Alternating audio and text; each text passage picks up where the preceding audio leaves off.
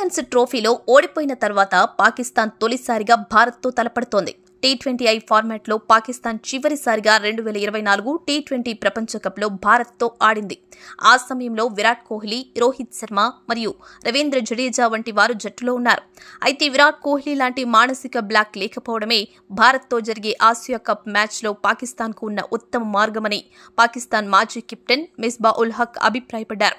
September 14 ఆదివారం Dubai international స్టేడియంలో జరిగే మ్యాచ్లో పాకిస్తాన్ తొలి వికెట్లు పడగొట్టగలిగితే వారు భారత్ను చాలా ఇబ్బందుల్లో పడేస్తారని స్థానిక మీడియాతో మాట్లాడుతూ మిస్బా అన్నారు. ఇక మిస్బా మాట్లాడుతూ పాకిస్తాన్కు ఇక్కడ ఖచ్చితంగా అవకాశం ఉంది. టీమిండియా మంచి ఆరంభం పొందకపోతే, అంటే 2 వికెట్లు త్వరగా కోల్పోతే పాక్ జట్టుకు గెలిచే అవకాశాలు ఉంటాయి. ఎందుకు అంటే మునిపటిలా విరాట్ కోహ్లీ అక్కడ లేడు. వారి బ్యాటింగ్ కూడా భిన్నంగా ఉంటుంది. దాంతో వారు ఈ బౌలర్లపై పెద్దగా ఆడలేదు కాబట్టి పాకిస్తాన్కు ఇది మంచి అవకాశమని అన్నారు.